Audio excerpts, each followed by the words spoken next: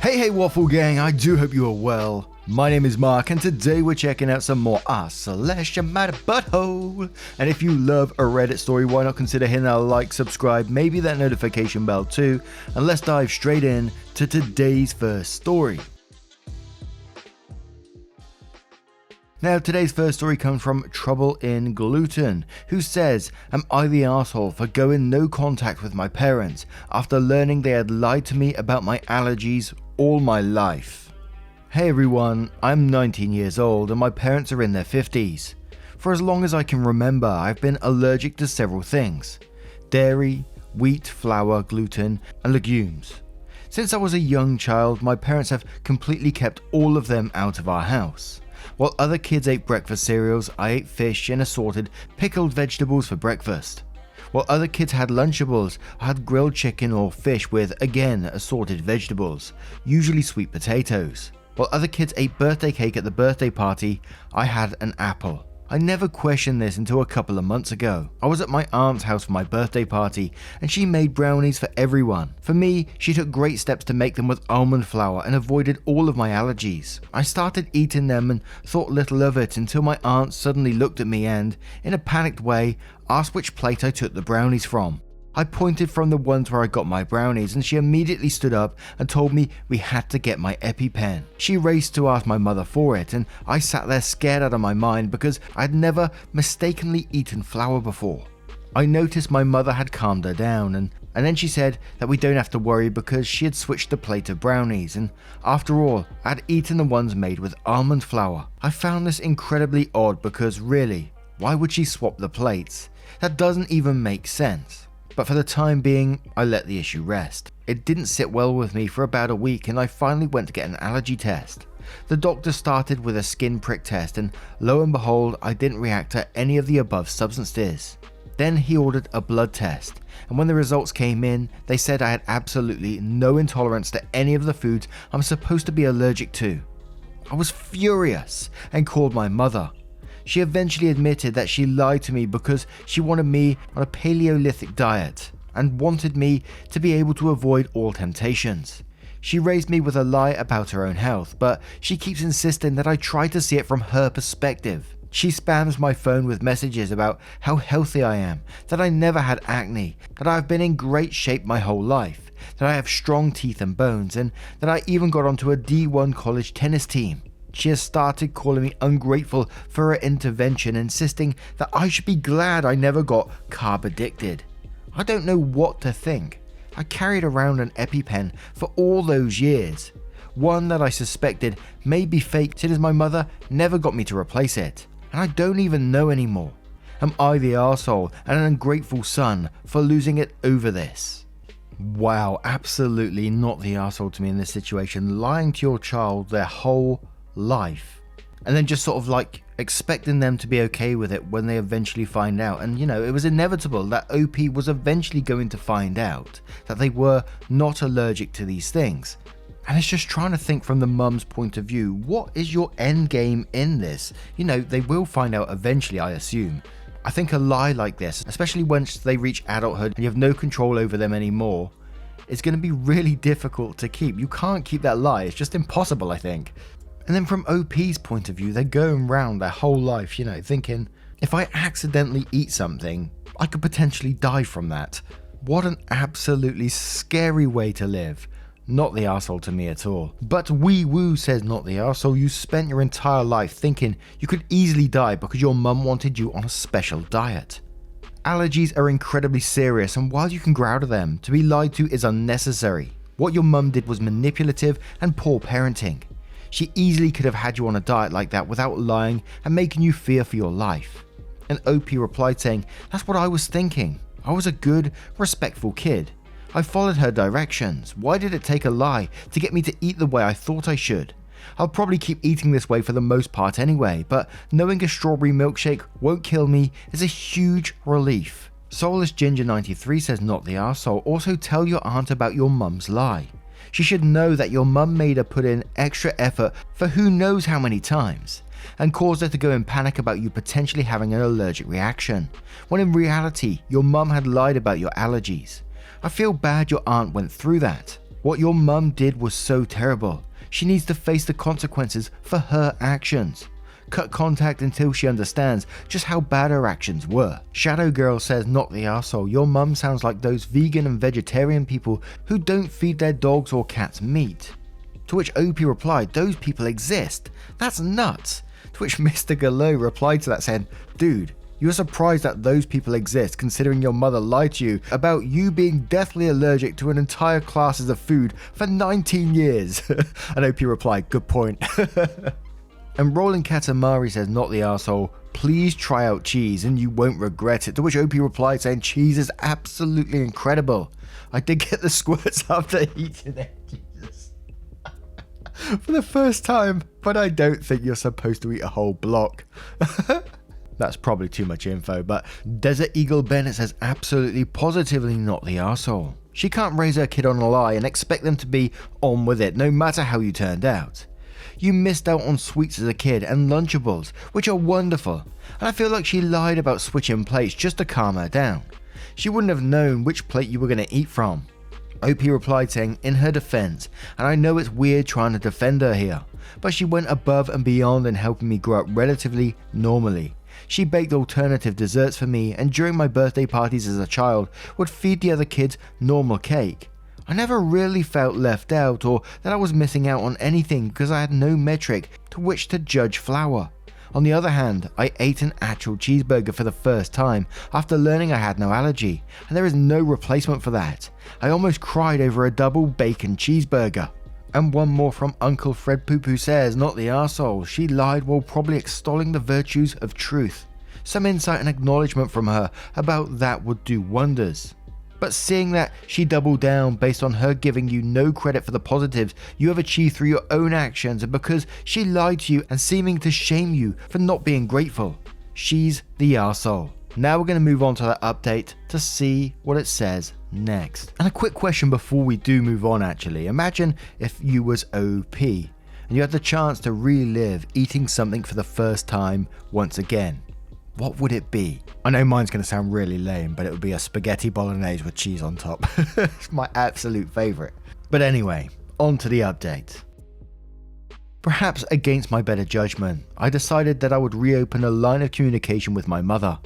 I know this was not recommended by anyone in the post at all, but I just decided that I really wanted to have a relationship with her. I wanted her to see why what she did was so incredibly wrong and crossed so many lines, on top of wanting to be her son again. I texted her a few days after I made my original post, and told her that I was willing to talk if she A. did not say anything until I had my say, B. didn't gaslight me into thinking what she did was right, and C. truly considered my perspective. She agreed instantly. We set up a video chat at that point, where I explained many of the wonderful points people in this community brought up in my original post. What if I had really accidentally taken in one of the foods I was supposed to be allergic to? Absurdly irresponsible of her. Did she ever stop to consider that I, sitting there at another kid's birthday party chowing down on a fucking apple while the other kids ate cake, might just feel out of place? Inconsiderate. How could she have the nerve to suggest that my hard work and having a goddamn tennis racket practically glued to my hand since I was 4 was the reason why I'm such a successful athlete, but rather it was because I didn't eat gluten? Dismissive of my accomplishments. How could she have lied not only to me but to our family as well? Dishonest. Why didn't she talk to me instead of raising me on a lie? Underhanded. By the end of my rehearsed talk, my mother was straight up ugly crying. This was not exactly what I expected, but she apologized and said that she had been terrible. It was a huge leap from her previous response to my indignation. She told me everything I said was right and asked if I would listen to her reason why she did so. Before I was born, my mother had a much older brother. I knew about him, but never heard specifics on what happened to him. Apparently, he basically ate himself to death. He was so obese and food addicted that it was beyond help. He passed away when my mother was pregnant with me. They were close. It had a huge effect on her. She rationalized that lying would be better for me. When I brought up the fact that she didn't lie once, she acknowledged that she truly had no excuse. This did not give me complete closure, but at least I got it. I'm talking to my mother and father again. My father also apologized, although he had tried to maintain that he was more of an accomplice who tried to talk her out of it. That's another fight for another day.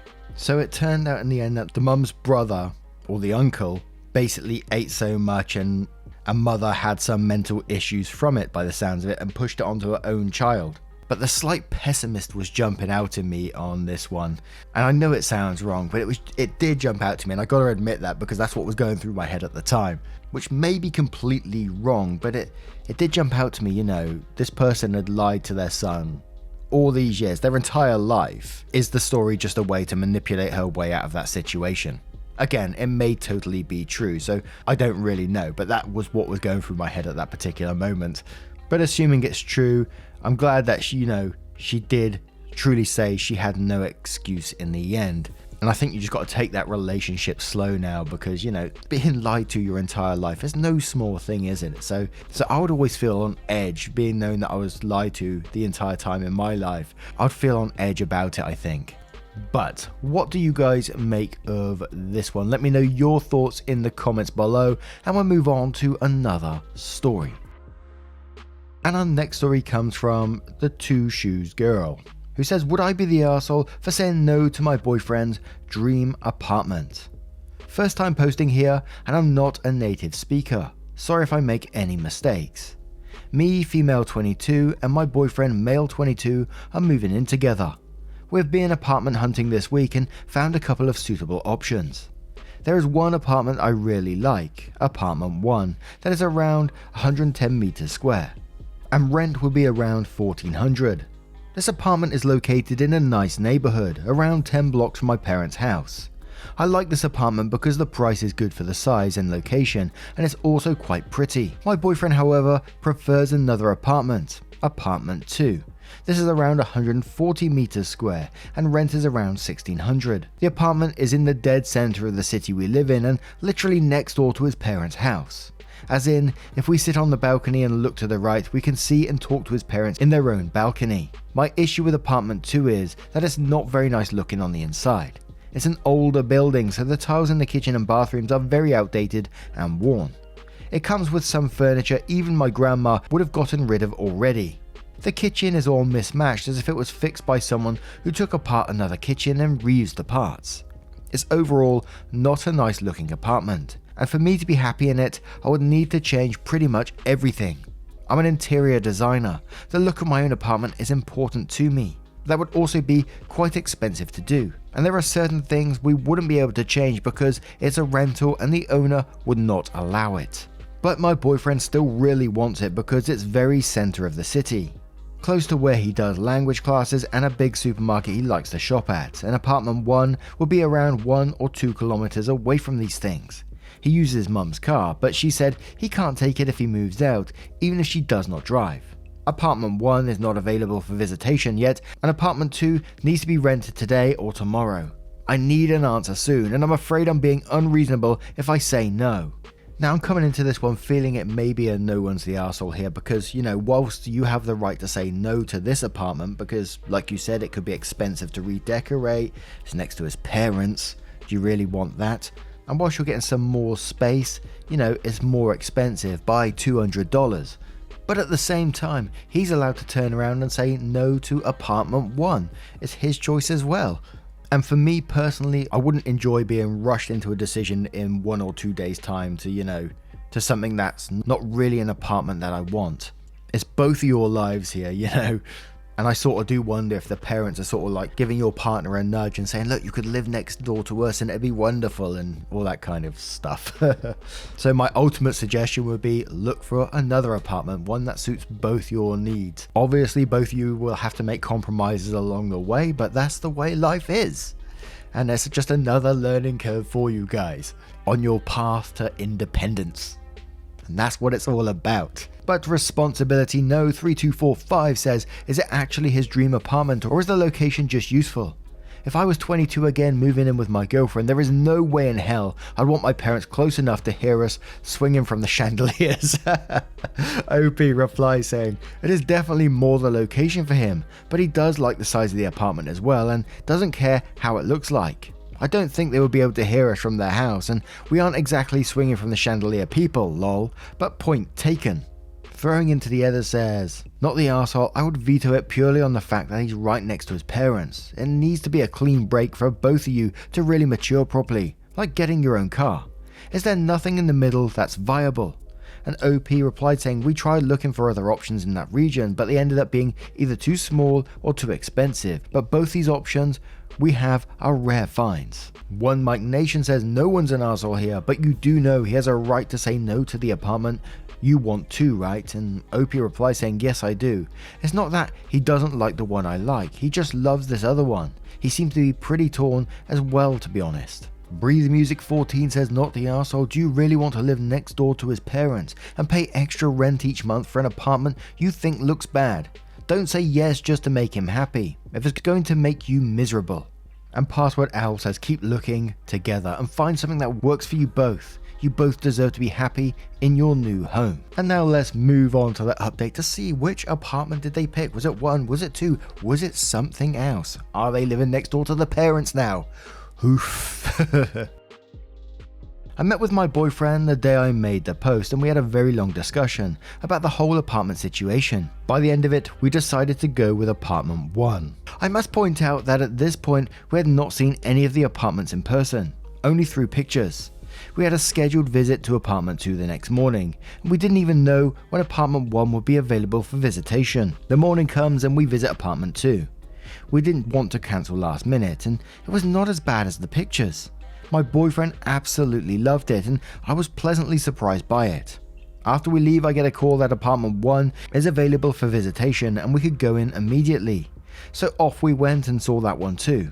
It was not very good. Pictures of apartments really are deceiving y'all. It felt very small, despite it saying it was 110 meters squared. The bedrooms were so tiny and our bed barely fit in the master one. Our closet and desk did not fit in the second one. Also, the balcony was over a neighbour's house and we could fully see into their living room, which is kinda awkward. It also probably had very thin walls, as we could hear children running around and yelling as if they were in our own apartment. So we both said no to apartment 1 and ended up going with apartment 2.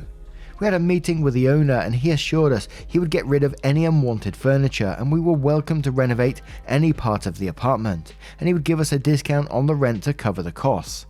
We're working up a contract and we'll most likely be signing the lease this week. We already have the keys and everything. Also, in regards of my in-laws, we sat down with them for dinner and clear boundaries were set.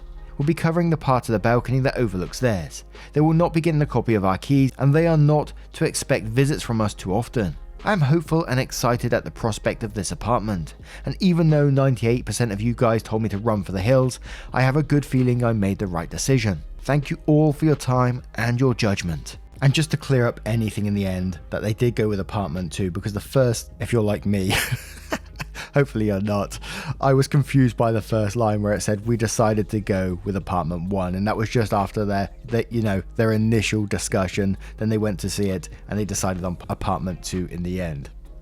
sorry if you already knew that, but if you're a derp like me, then and I always find it amazing, when I was looking to rent places before and you look at the photos online and the rooms look absolutely massive, and it's just the photography that they take with these estate agents, the trickery. I remember one house I visited once and it showed a picture of the back garden and it was beautiful blue skies, obviously they were photoshopped in. Garden looked absolutely huge and it was just clear skies out the back and it looked like a wonderful place. And then you turn up and we stand in the garden, there's houses overlooking the garden from the left, and actually above the garden, slightly in the distance, maybe a couple 100 meters away, is like a big electrical pylon, like buzzing. And they photoshopped all that out. You like crazy or what? But all in all, I think it's a pretty positive update in the end, that they set boundaries with the parents as well, which I think was a super important thing to do and a healthy thing to do as well for both their benefits, because no one wants to just turn up randomly or expecting you to visit all the time. The pressure of that is going to have a negative effect on your relationship in the end, I think.